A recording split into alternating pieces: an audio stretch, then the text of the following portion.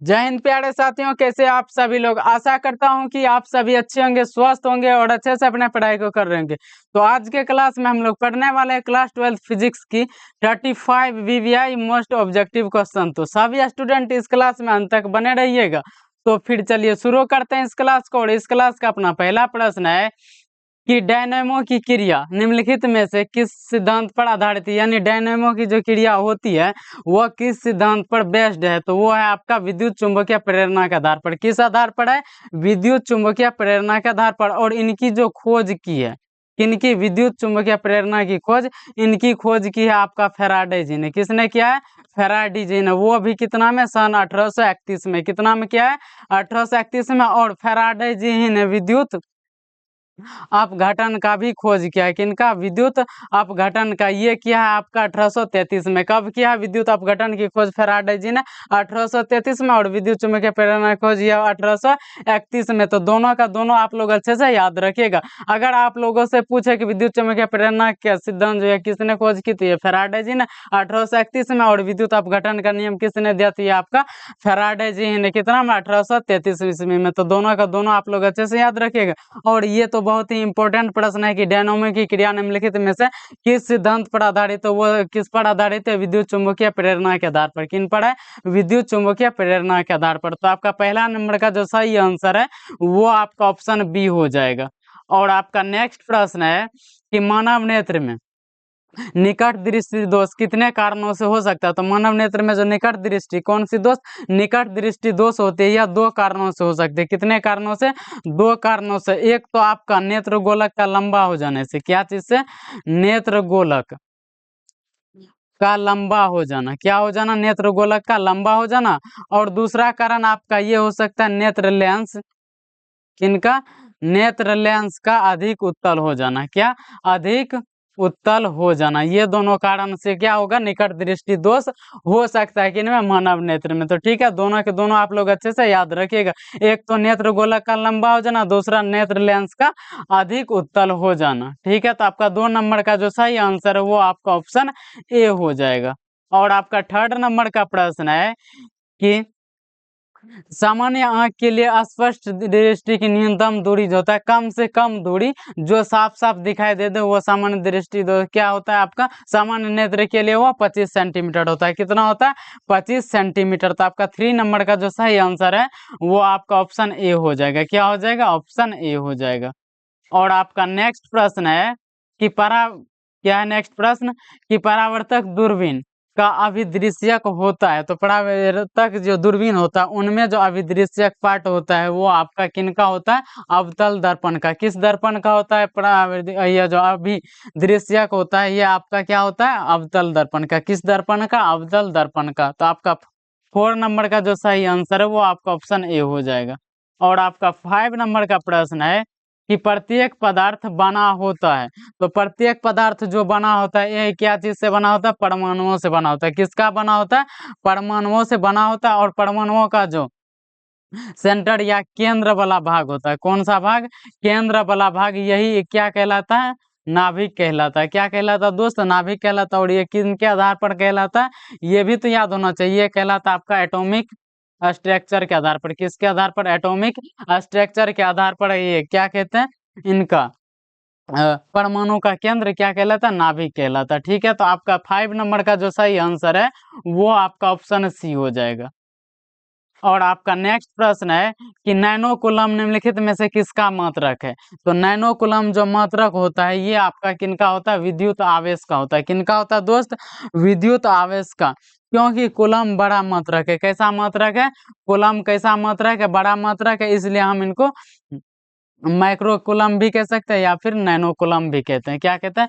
Micro coulomb में या फिर नैनो कूलम में इनको कह सकते हैं। इनको नैनो, ये विद्युत आवेश को। ठीक है, तो आपका 6 नंबर का जो सही आंसर है वो आपका ऑप्शन डी हो जाएगा। और आपका 7 नंबर का प्रश्न है कि विद्युत क्षेत्र की तीव्रता का मात्रक है। तो विद्युत क्षेत्र की तीव्रता का जो मात्रक होता है जो मीटर पर कूलम होता है और वोल्ट पर मीटर होता है, यानी इनमें से दोनों हो जाएगा। क्या हो जाएगा? विद्युत क्षेत्र की तीव्रता इनमें से दोनों, ए एंड बी दोनों। तो आपका 7 नंबर का जो सही आंसर है वो आपका ऑप्शन सी हो जाएगा। क्या हो जाएगा दोस्त? ऑप्शन सी हो जाएगा। और ये जो विद्युत क्षेत्र की तीव्रता है इनका, ये कौन सी राशि है? ये एक सदिश राशि है। कैसी राशि है दोस्त? यह एक सदिश राशि है। तो इनको भी आप लोग अच्छे से याद रखिएगा। तो आपका 7 नंबर का सही आंसर ऑप्शन सी हो जाएगा। और आपका 8 नंबर का प्रश्न है कि निम्नलिखित में से कौन सही है? तो विद्युत विभव अदिश राशि, यानी विद्युत विभव जो होता है ये आपका अदिश राशि होता है। विभव प्रवणता ये सदिश राशि, ये भी ठीक है। धारा का घनत्व ये भी सदिश राशि, ये भी आपका सही, यानी इनमें से सभी हो जाएगा। क्या हो जाएगा? विद्युत विभव कौन सी राशि है? अदिश राशि है। विद्युत विभव प्रवणता ये कौन सी राशि है? सदिश राशि। और धारा घनत्व ये सदिश राशि, यानी इनमें से सभी हो जाएगा। क्या हो जाएगा? इनमें से सभी, ऑल ऑफ दिस। तो आपका 8 नंबर का जो सही आंसर है वो आपका ऑप्शन डी हो जाएगा। और आपका 9 नंबर का प्रश्न है, 9 नंबर का आपका प्रश्न है कि विद्युत द्विध्रुव आघूर्ण का मात्रक है। तो इनका मात्रक जो होता है डे बाई होता है। क्या होता है दोस्त? डे बाई होता है। इनको क्या लिख सकते हैं आप? P equal Q into L. क्या लिख सकते हैं? P into Q into L. इनके बराबर क्या लिख सकते हैं? Coulomb metre. क्या लिख सकते हैं दोस्त? Coulomb metre. या फिर कह सकते हैं 1 कूलम मीटर बराबर क्या होता है? 3 इंटू 10 टू द पावर 28 डे बाई। क्या होता है? 3 इंटू 10 टू द पावर 29 डे बाई होता है। क्या? 1 कूलम मीटर बराबर। तो आप इतना कह सकते हैं। तो आपका 9 नंबर का जो सही आंसर हो जाएगा वो आपका ऑप्शन ए हो जाएगा। और आपका 10 नंबर का प्रश्न है कि परावैद्युतांक का मात्रक निम्नलिखित में से कौन है? तो परावैद्युतांक का जो मात्रक होता है वो ना तो वोल्ट होता है, ना न्यूटन पर कूलम होता है, ना फिर वोल्ट होता है। क्या? नहीं तो ओम, ना वोल्ट, ना नहीं तो आपका न्यूटन पर कूलम। क्यों ऐसा? क्यों? क्योंकि परावैद्युतांक का कोई भी मात्रक नहीं होता, यानी ये इनको कह सकते हैं कि ये परावैद्युतांक जो होता है यह मात्रक विहीन होता है। क्या होता है दोस्त? यह एक मात्रक विहीन होता है, ये आप कह सकते हैं।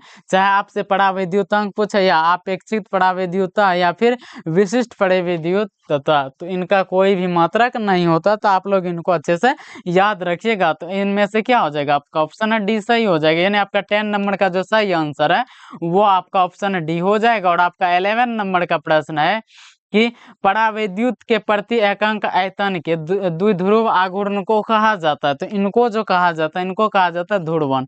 क्या कहा जाता है दोस्त? ध्रुवण कहा जाता है। इनको क्या लिख सकते हैं?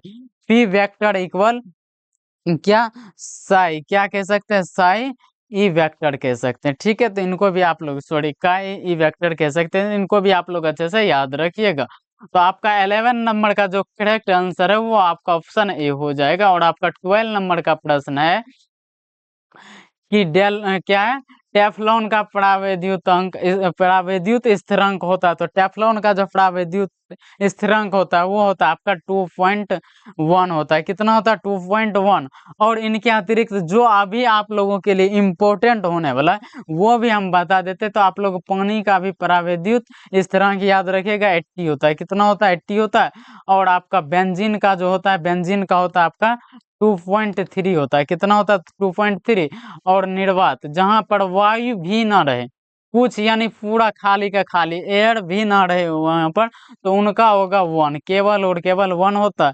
और हवा का आपका हो जाएगा 1.0059। क्या होगा? 1.0059 किनका? हवा का परावैद्युत स्थिरांक। तो ये सभी के सभी आप लोग अच्छे से याद रखिएगा। तो आपका ये जो 12 नंबर का जो सही आंसर है वो आपका ऑप्शन बी हो जाएगा। और आपका 13 नंबर का प्रश्न है कि क्या प्रश्न? किसी गोलीय चालक की धारिता का मान समानुपाती होता है। यानी गोलीय चालक की धारिता आपका सी हो जाएगा और समानुपाती किनका? धारिता त्रिज्या, यानी आपका आर हो जाएगा। क्या हो जाएगा? आप यानी सी समानुपाती क्या हो जाएगा? आर हो जाएगा। तो आपका 13 नंबर का जो सही आंसर है वो आपका ऑप्शन ए हो जाएगा। क्या हो जाएगा? ऑप्शन ए बिल्कुल ही करेक्ट हो जाएगा। और आपका 14 नंबर का प्रश्न है कि गोलीय चालक के रूप में, किनके रूप में? गोलीय चालक के रूप में पृथ्वी की त्रिज्या होती है। तो वो होती है आपका 711 किलोमीटर। कितना होता है दोस्त? 700 सॉरी कितना होता है? 64 किलोमीटर। गोलीय पृथ्वी की त्रिज्या गोलीय चालक के रूप में, तो ये 6400 किलोमीटर होता है। कितना होता है? 6400 किलोमीटर। अगर आप लोगों से पृथ्वी की त्रिज्या पूछ रहे हैं ना, तो त्रिज्या 6400 किलोमीटर। लेकिन लेकिन लेकिन अगर आप लोगों से पृथ्वी की धारिता पूछे, क्या पूछे दोस्त? धारिता पूछे, तो ये आपका केवल और केवल 711 किलोमीटर होता है। कितना? सॉरी, 711 माइक्रोफेराड होता है। कितना होता है धारिता? पृथ्वी की धारिता 711 माइक्रोफेराड। अगर आप लोगों से त्रिज्या पूछे, तो वो आपका त्रिज्या तो किलोमीटर में होता है, लेकिन धारिता माइक्रोफेराड में हो जाएगा। ठीक है, तो इनको आप लोग अच्छे से याद रखिएगा। यानी पृथ्वी की धारिता 711 माइक्रोफेराड, लेकिन पृथ्वी की त्रिज्या 6400 किलोमीटर। क्या हो जाएगा? 6400 किलोमीटर। यानी आपका 14 नंबर का जो सही आंसर है वो आपका ऑप्शन ए हो जाएगा। आपको जितना भी क्वेश्चंस के अतिरिक्त बताया जा रहा है, इनको आप लोग जरूर कॉपी में नोट अच्छे से कीजिएगा। ठीक है, और आप क्लास एंड होने के बाद एक बार जरूर आप इनको रिवाइज कीजिएगा। बाद में कि आप लोग डेली ना कर सके तो सप्ताह में जरूर इनको एक बार रिवाइज जरूर कर लीजिएगा, ताकि आप लोगों को अच्छे से याद रहे। और आप लोग इस क्लास को लाइक और सब्सक्राइब भी करते चलिएगा। तो आपका 15 नंबर का जो क्वेश्चन है वो है, सममितीय अणु के द्विध्रुवन आघूर्ण होते हैं, तो द्विध्रुवन सममित अणु के जो होते हैं वो आपका शून्य होते हैं। कितना होता है दोस्त? 0 होता है। तो आपका 15 नंबर का जो सही आंसर है वो आपका ऑप्शन ए हो जाएगा। और आपका नेक्स्ट प्रश्न है कि धातु एवं मिश्र धातु की प्रतिरोधकता होती है, तो धातु एवं मिश्र धातु की पूछ रही है, बहुत कम होती है। क्या होती है? बहुत कम होती है। लेकिन विद्युत रोधी, क्या? विद्युत रोधी पदार्थों की, किनकी? विद्युत रोधी पदार्थों की क्या पूछे? प्रतिरोधकता। क्या पूछे दोस्त? प्रतिरोधकता। तो ये आपका क्या होता है?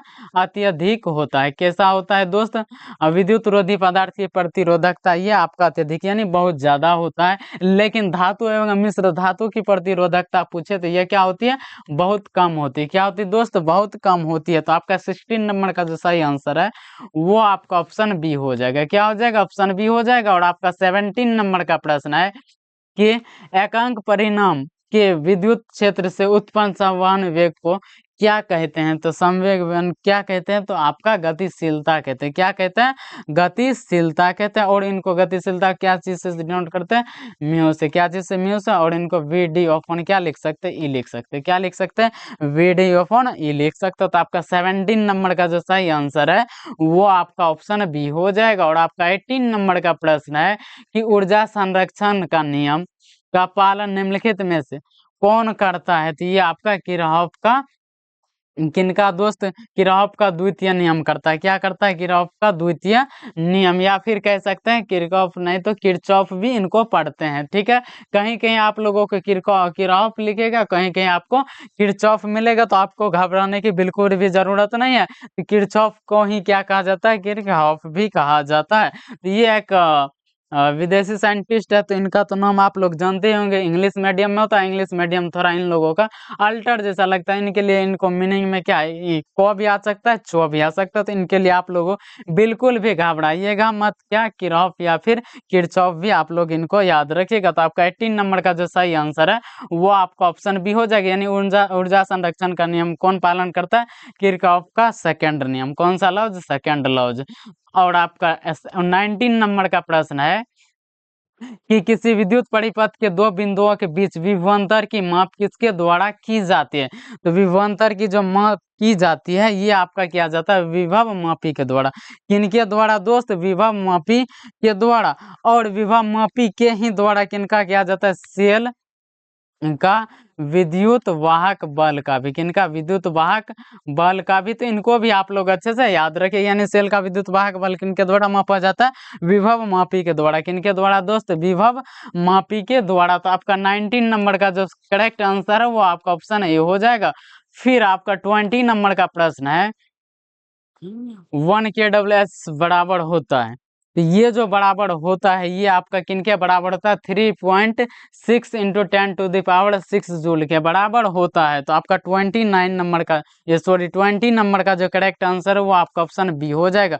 लेकिन वोल्ट इलेक्ट्रॉन वोल्ट बराबर अगर आप लोगों से पूछे तो ये होता है 1.6 इंटू 10⁻⁻19 जूल होता है। कितना होता है? 1.6 इंटू 10⁻⁻19 जूल होता है। तो इनको भी आप लोग अच्छे से याद रखिएगा। तो आपका 20 नंबर का जो सही आंसर है वो आपका ऑप्शन बी हो जाएगा। और आपका नेक्स्ट प्रश्न है कि कार्बन प्रतिरोध क्या है? कार्बन प्रतिरोध का कलर कोड में पीले रंग का मान होता है, यानी येलो कलर का जो होता है उनका वैल्यू कितना के बराबर होता है? तो वो होता है 4 के बराबर। कितना के बराबर? 4 के बराबर। तो आपका 21 नंबर का जो सही आंसर है वो आपका ऑप्शन सी हो जाएगा। और आपका 22 नंबर का प्रश्न है कि विद्युत परिपथ के किसी बिंदु पर सभी धाराओं का बीजगणितीय योग होता है। तो सभी धाराओं पर बीजगणितीय योग जो होता है वह शून्य होता है। क्या होता है? शून्य होता है। यानी समेशन आई इक्वल क्या होता है? आपका 0 होता है। क्या होता है? 0 होता है। और ये जो होता है ये आपका किरचॉफ, किनका दोस्त? किरचॉफ या फिर किरचॉफ का फर्स्ट लॉ। कौन सा लॉ? फर्स्ट लॉ है। तो इनको भी आप लोग अच्छे से याद रखिए, यानी समेशन आई इक्वल 0। ठीक है। तो आपका 22 नंबर का जो सही आंसर है वो आपका ऑप्शन ए हो जाएगा। और आपका 23 नंबर का प्रश्न है कि अवशोषित विद्युत ऊर्जा विभवांतर के डैश क्या होते हैं? तो ये आपका क्या होते हैं? एक वर्ग के समानुपाती होते हैं। किनके समानुपाती? एक वर्ग के समानुपाती होते हैं। या हम कह सकते हैं P इक्वल V²/R। क्या कह सकते हैं?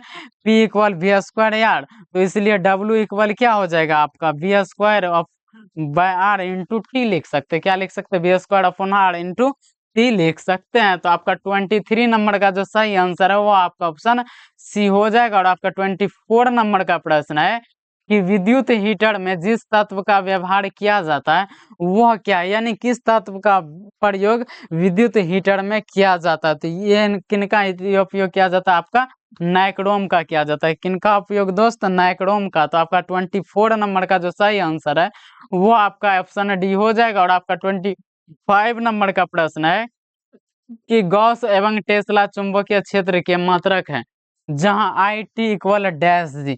तो आई इक्वल जो होता है ये आपका होता है 10⁴ कितना होता है? 10⁴ तो आपका 5 नंबर का जो सही आंसर हो जाएगा वो आपका ऑप्शन बी हो जाएगा। क्या हो जाएगा? ऑप्शन बी सही हो जाएगा।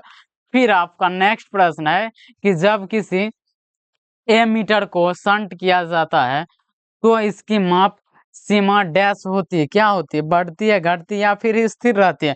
तब इनका जो होता है कि माप सीमा क्या होती है? बढ़ती है। कैसी होती है दोस्त? तो बढ़ती है, यानी इंक्रीज होती है। क्या होती है? इंक्रीज होती है। लेकिन इसका अगर प्रतिरोध पूछे, यहाँ पर माप सीमा पूछा, लेकिन अगर आप लोगों से इनकी प्रतिरोध पूछे तो ये इनका प्रतिरोध जो होता है वो घटती है। क्या होती है? घटती है। लेकिन माप सीमा बढ़ती है, इनकी प्रतिरोध घटती है। तो इनको भी आप लोग अच्छे से याद रखिएगा। तो आपका 26 नंबर का जो करेक्ट आंसर है वो आपका ऑप्शन ए हो जाएगा। और आपका 27 नंबर का प्रश्न है कि गैल्वो क्या है? गैल्वेनोमीटर एक विद्युत यंत्र जिसकी मदद से मापी जाती है। तो क्या मापी जाती है गैल्वेनोमीटर द्वारा? तो ये आपका धारा। किनको मापा जाता है दोस्त? ये आपका धारा को मापा जाता है गैल्वेनोमीटर के द्वारा। तो आपका 27 नंबर का जो सही आंसर है वो आपका ऑप्शन ए हो जाएगा।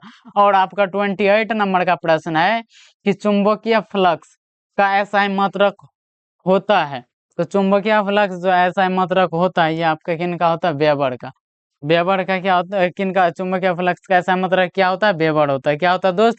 वेबर होता है। यानी वेबर किसका ऐसा मात्रक है? है चुंबकीय फ्लक्स का। किनका? चुंबकीय फ्लक्स का। तो आपका 28 नंबर का जो सही आंसर है वो आपका ऑप्शन ए हो जाएगा।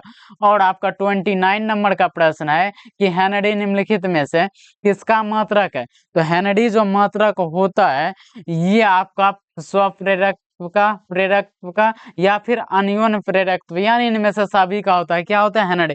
अगर आप लोगों से इनमें से किसी का नाम ही पूछे और कह दे कि इनका ऐसा ही मात्रक क्या होता है तो आप लोग क्या लगाइएगा? हेनरी। क्या लगाना है? हेनरी। तो 1 हेनरी इक्वल क्या होता है दोस्त? 1 हेनरी इक्वल क्या होता है? सॉरी, क्या होता है आपका? ये आपका हेनरी किनका मात्रक है? ये आप लोग को अच्छे से पता चल गया। इनमें से सभी का हो जाएगा स्वप्रेरकत्व, प्रेरकत्व या फिर आयन प्रेरकत्व। इनमें से किसी का भी पूछे तो क्या लगाना है? हेनरी लगाना। तो आपका 29 नंबर का जो सही आंसर है वो आपका ऑप्शन डी हो जाएगा। क्या हो जाएगा? ऑप्शन डी हो जाएगा। और आपका 30 नंबर का प्रश्न है तो इन सभी प्रश्नों का फटाफट करते हैं क्योंकि लेट हो चुका है क्लास में। तो आपका नेक्स्ट प्रश्न है कि ट्रांसफार्मर एक युक्ति है जो डैश को किस में बदलता है, यानी किनको किन में बदलता है। तो ये जो ट्रांसफार्मर एक युक्ति है, ये बदलता है आपका एसी वोल्टता को बढ़ाता है या फिर घटाता है। क्या होता है, एसी वोल्टता को घटाता है या फिर बढ़ाता है। घटाने या बढ़ाने का काम कौन करता है, एसी वोल्टता को ट्रांसफार्मर करता है। कौन करता है दोस्त, आपका ट्रांसफार्मर। तो आपका 30 नंबर का जो सही आंसर है वो आपका ऑप्शन डी हो जाएगा। और आपका नेक्स्ट प्रश्न है कि एक पूरे चक्र, क्या है प्रश्न, एक पूरे चक्र प्रत्यावर्ती धारा का माध्य मान होता है। तो एक पूरे चक्र में प्रत्यावर्ती धारा का मान जो होता है ये आपका 0 होता है। कितना होता है, 0 होता है। तो इनको आप लोग अच्छे से याद रखिएगा। तो आपका 33 1 नंबर का जो सही आंसर है वो आपका ऑप्शन ए हो जाएगा। और आपका 32 नंबर का प्रश्न है कि क्या है प्रश्न, जिसका मान और दिशा समय के साथ आवर्त रूप से बदलते रहता है उसे कहते हैं। तो उसे क्या कहते हैं, तो उसे कहते हैं प्रत्यावर्ती धारा। तो प्रत्यावर्ती में क्या होता है, मान और दिशा समय के साथ आवर्त रूप में बदलते रहता है। तो आपका 32 नंबर का जो सही आंसर है वो आपका ऑप्शन ए हो जाएगा। क्या हो जाएगा, ऑप्शन ए हो जाएगा। और आपका 33 नंबर का प्रश्न है कि चुंबकीय आघूर्ण के लिए निम्नलिखित में से कौन सा सही है। तो आपका म्यू इक्वल क्या होता है, चुंबकीय आघूर्ण के लिए म्यू इक्वल आई इंटू ए होता है। क्या होता है दोस्त, म्यू इक्वल आई इंटू ए, या फिर आई इंटू ए को क्या लिख सकते हैं, ए मीटर स्क्वायर लिख सकते हैं। क्या लिख सकते हैं, मीटर स्क्वायर, जहाँ ये क्या है, एक सदिश राशि है। क्या है दोस्त, सदिश राशि है। तो इनको भी आप लोग अच्छे से याद रखिएगा। तो आपका 33 नंबर का जो सही आंसर है वो आपका ऑप्शन ए हो जाएगा। क्या हो जाएगा, ऑप्शन ए हो जाएगा। और आपका 34 नंबर का प्रश्न है कि निम्नलिखित किसमें विद्युत क्षेत्र का आकर्षण बहुत ही प्रबल होता है। तो वो होता है आपका लोह चुंबकीय में। किनमें दोस्त, लोह चुंबकीय में। ठीक है, तो आपका क्या कहते हैं 34 नंबर का जो सही आंसर है वो आपका ऑप्शन सी हो जाएगा। क्या हो जाएगा, ऑप्शन सी हो जाएगा। और इस क्लास का लास्ट प्रश्न है कि लोहे का परमाणु है, लोहा का परमाणु है, लोहा जो परमाणु है ये आपका किनका, लोह चुंबकीय। किनका है दोस्त, लोह चुंबकीय। तो आपका 35 नंबर का जो सही आंसर है वो आपका ऑप्शन सी हो जाएगा। क्या हो जाएगा, ऑप्शन सी हो जाएगा। तो सभी स्टूडेंट इस क्लास को एक बेहतरीन तरीका से पढ़े। अगर आप लोगों चाहते हैं कि इसी तरह के और बेहतरीन क्लास के साथ मतलब जुड़ने के लिए, तो मिल सकते हैं शाम के 7 बजे डेली के डेली। ठीक है, तो इसी तरह के नए नए क्या कहते हैं आपका सब्जेक्ट के साथ, यानी फिजिक्स, केमिस्ट्री, बायोलॉजी और हिंदी के साथ आप लोग कितना शाम के 7 बजे डेली के डेली आप जुड़ सकते हैं। किनके, तो शिक्षा प्लेटफॉर्म के साथ। तो इस क्लास को लाइक और सब्सक्राइब जरूर कर दीजिए। मिलते हैं इसी तरह के एक और बेहतरीन क्लास के साथ। तो फिर आज के लिए इतना ही। जय हिंद, जय भारत।